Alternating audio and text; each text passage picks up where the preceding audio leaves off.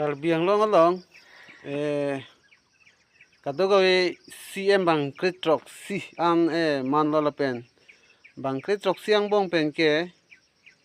khor sing pu atum bang ki thom si man dun lo da kalbiang long along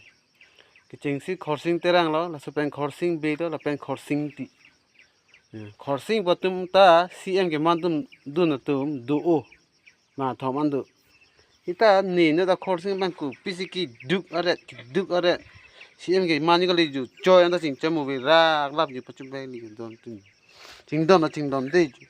ni paklo sen hita lai ting don de de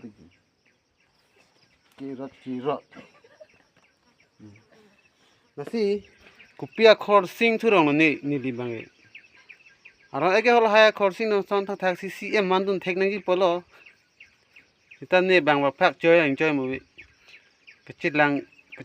kecil tang tik polo lagi